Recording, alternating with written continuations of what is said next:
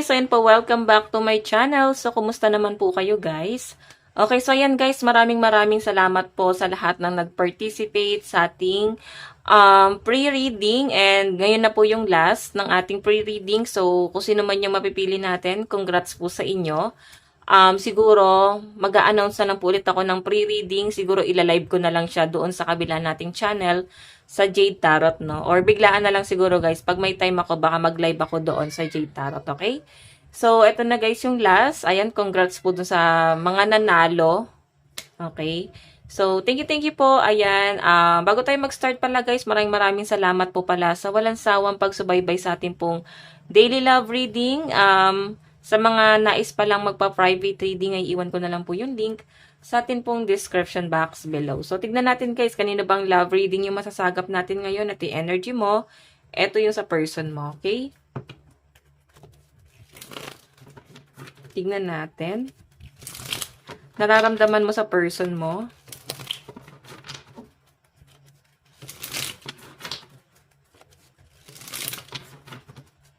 Nararamdaman mo sa person mo.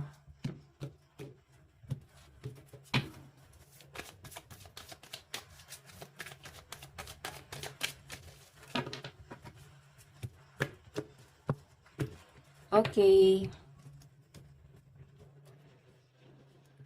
And nararamdaman ni person mo sa'yo. Baba muna natin.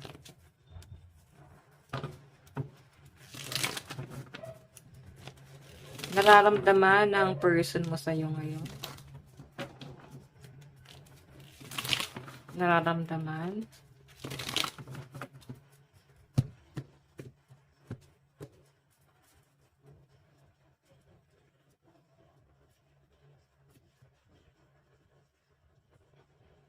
Okay, so tignan natin guys, ano ang nararamdaman ng person mo sa'yo ngayon. Meron tayong Four of Pentacles. Tignan mo, oh, nakikita ko parang tinitipid ka ng person mo.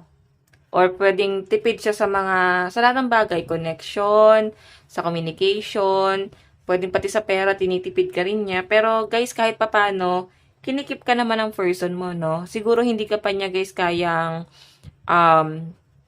panindigan ngayon kasi siguro may struggle siya sa pera, no? Kaya parang tinitipid ka niya. Pero siguro unawain mo na lang kasi nakikita ko yung struggle ng person mo eh. Tinatry naman niya. Okay, tinatry naman niya na bumawi sa inyo or patunayan sa inyo, panindigan po sa inyo. Parang kung ano lang guys yung kaya niya na i-provide. No, parang yun lang yun. Kung ano lang yung kaya niya i-provide para sa relationship niyo guys. Parang yun lang talaga yung kaya niya. And nakikita ko nga medyo nahiya nga si person kasi parang hindi niya kayang panindigan yung connection niya sa'yo. Okay, so tignan natin guys, tingin sa'yo ng person mo. Ace of Wands, tingin sa'yo ng person mo, parang marami ka daw gusto. Nararamdaman niya yung pagmamahal mo sa kanya and may nakikita ko guys itong temptation. Ano to guys, medyo ano lang ha, medyo ano lang natin. Pagtakpan natin, pero parang feeling kasi sa'yo ng person mo, masyado kang ano sa ano, masyado kang ano sa temptation, ganon. Ayoko sabihin guys, baka maban yung video natin. Pero ganon po yung nasa-sense ko rito. So, tignan natin guys, ano yung magiging action ni person. Meron tayong the Fool. Okay, yung magiging action niya guys, actually, kaya mo siyang i-under kasi sumusunod siya sa inyo eh. Sunod-sunudan si person sa'yo, namamanipula mo naman siya. Though hindi mo naman siya minamanipula, hindi mo rin naman gusto, pero kaya mo siya guys pasunurin. Okay, kasi the Fool yung energy. Kumbaga, makikinig siya sa mga sinasabi mo. Lalo na masyadong down to earth itong person mo. Nandun siya sa point na maliit yung tingin niya sa sarili niya eh. Okay, ano yung magiging outcome? Diba? Yun lang ang problema rito guys. Sinunod ka ng person mo. Pinakinggan niya lahat ng mga gusto mo. Pero sa huli guys, parang nakakaramdam siya ng disappointment. Siguro guys, eto ha, hindi ko kayo guys i-blame. Pero siguro, masyado ka naging kampante. Nasaktan mo siya. Ayan, so may kumatok lang guys, no. Ayun nga, balik tayo guys sa topic. Nakikita ko ka sa person mo, para bang hindi ka aware na nasasaktan mo siya. Siguro kasi may problema rin sa person. Baka kasi ayun nga, dahil nga na-feel mo na parang tinitipid ka niya or parang hindi siya ganun ka-attach sa relationship nyo. Baka kasi guys, nami-misinterpret nyo po yung isa't isa. Okay, tignan mo yung energy ni person, Six of Swords. Parang umaalis siya eh. Siguro siya yung nagsasacrifice or siya na yung umaalis sa connection yung dalawa.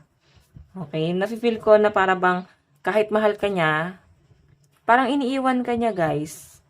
Titignan natin sa side mo mamaya para mas maintindihan natin. The Chariot. Oh my God. I think ano to guys, ang bilis ng pangyayari. Parang ang bilis ng pagsasama nyo. Asawa mo siguro itong tinatanong mo. Or pwede nag-live-in kayo. Ang bilis eh. Parang nung nagtagpo kayo, biglang nagkaroon ng pagsasama. Agad-agad. And sa pinapakita sa akin guys, parang nabigla. Nabigla kayo sa ganong desisyon. And I think ngayon, nagkakaroon kayo ng mga disappointment. Kasi nabigla kayo parehas. Okay? So, ito po yung pinapakita sa akin dito. Titignan natin guys, ano naman yung sa'yo, sa side mo. So, sa side ni person, malakas ang earth sign, Capricorn, Taurus, Virgo, Aquarius, Gemini, Libra. So, I think na-frustrate si person sa relationship niyo. Kaya parang natempt po siya sa iba, naghanap siya ng iba, or pwedeng umalis na lang siya guys, kung wala namang ibang involved. Kasi parang ang bilis kasi ng pagkasama nyo. Sa side mo, anong nararamdaman mo sa person mo? Meron tayong King of Swords. So, galit ka sa person mo eh. I think pinutol mo na tong connection yung dalawa, as in. Hindi mo na to bibigyan ng chance. Kasi yung nararamdaman mo sa kanya galit. Lumipas na yung pagmamahal na yon na naibigay mo sa kanya. Kumbaga, lumipas na yung mahabang panahon at naka-recover ka na. Tingnan natin guys, ano naman po yung tingin mo kay person. Meron tayong Knight of Wands. So guys, alam nyo, ayan, maaaring sila sabi mo na lumipas na pero may passion pa rin eh.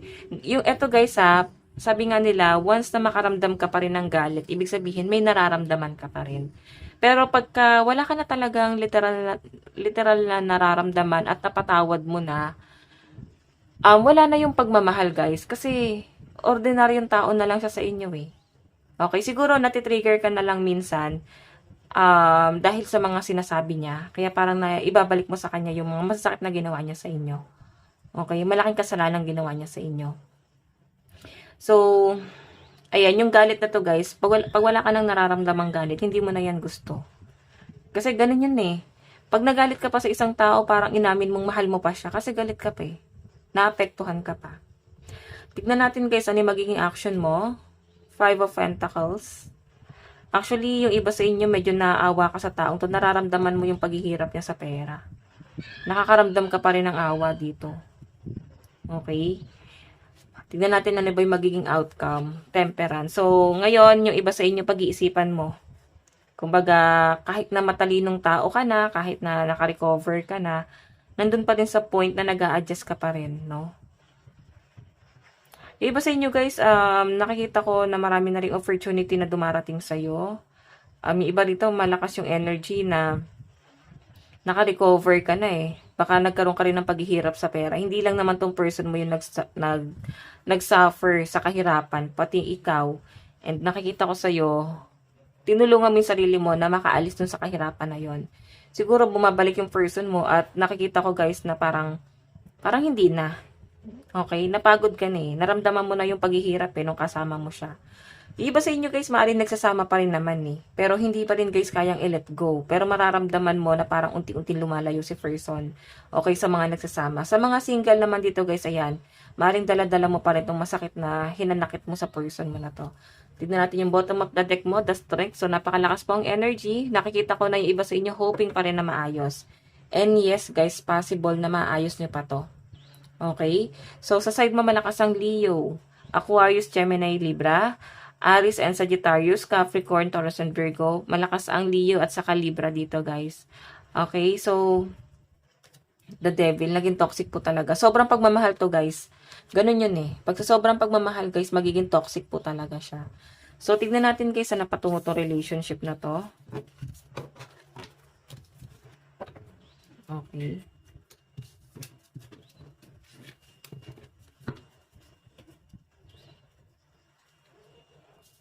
Saan na patungo tong relationship nyo?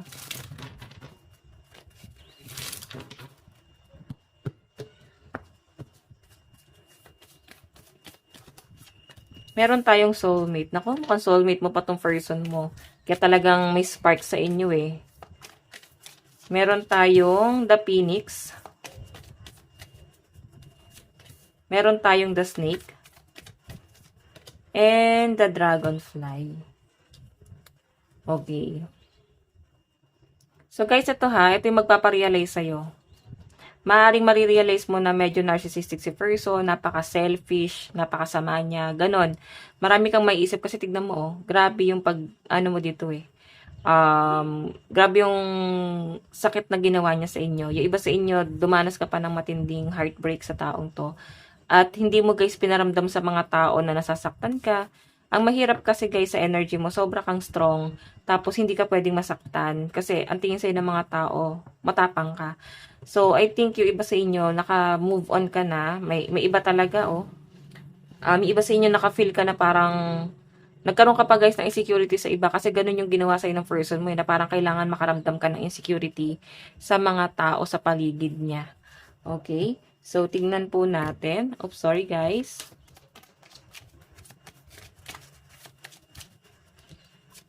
Meron tayong getting to know each other. So, alam nyo guys, ito ha. Napapasabi ka siguro na parang hindi naman siya ganyan dati, ba't ang laki ng pagbabago niya? Ibig sabihin, hindi mo pa talaga kilala tong person mo. Hindi mo pa siya guys tuluyang kilala. Baka kasi ang bilis ng pagsasama nyo tapos hindi mo kinilala.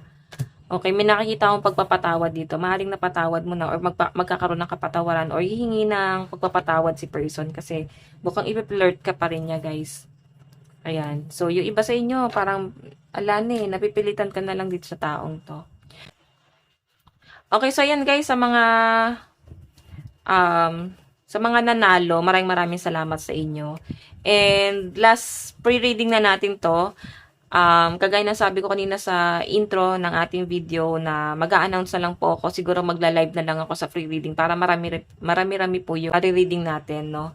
So yun guys, maraming salamat po pala sa inyo. And sa mga nanalo ngayon, ito po yung inyong reading. Maraming salamat po. Bye-bye! So yan po, maraming salamat po. So, doon tayo kay Scorpio Girl. Ayan, itago na lang daw po siya sa pangalang Scorpio Girl. Okay, so yung tanong niya is kung magkakatuluyan ba sila.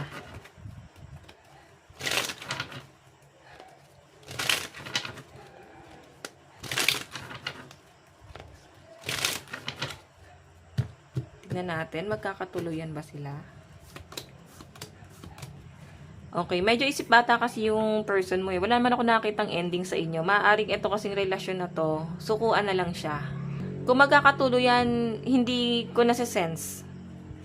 Okay? Hindi ko nasa-sense. Nakikita ko rin sa'yo na nai-stress ka rin dito, hindi na siya nag-work. Ikaw na lang ba yung parang kumakapit at nagpapatawad para lang mag-work itong relasyon na to? Okay? Ikaw na lang yung nakakapit para mag-work siya. Kumbaga, pasyente yung person mo, ikaw yung doktor, nire-revive mo na lang siya. Ganun po yung nasa-sense ko. Okay? So, Scorpio Girl, maraming salamat. Doon naman po tayo kay Aini. So, itago na lang daw po siya sa pangalang Aini. Mahal ba siya ni Libra? Tingnan natin. Aini, mahal ka ba ni Libra? Tingnan natin. Aini, mahal ka ba ni Libra?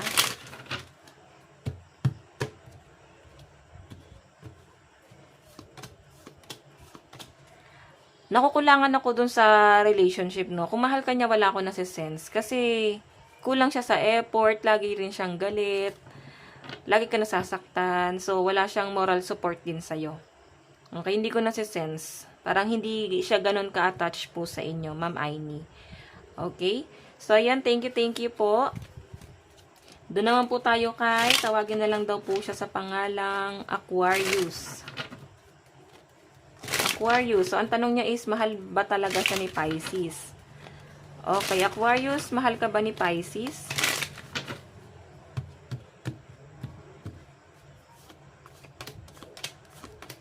So, actually, ito ha, kulang lang talaga kayo sa lambing, kulang kayo sa ganon, kulang sa bonding, kulang sa pag-uusap, pero sa nakikita ko mahal naman, wala lang talaga masyadong hindi masyadong nag-work yung communication nyo. Yun yung kulang sa inyong dalawa. Okay? Kaya minsan may mga padalos-dalos din na desisyon na para bang nagiging impulsive. So, kaya ang itong relasyon nyo medyo immature po siya. So, hayan po, Ma'am Aquarius. Ito lang po ang inyong reading. Maraming salamat po.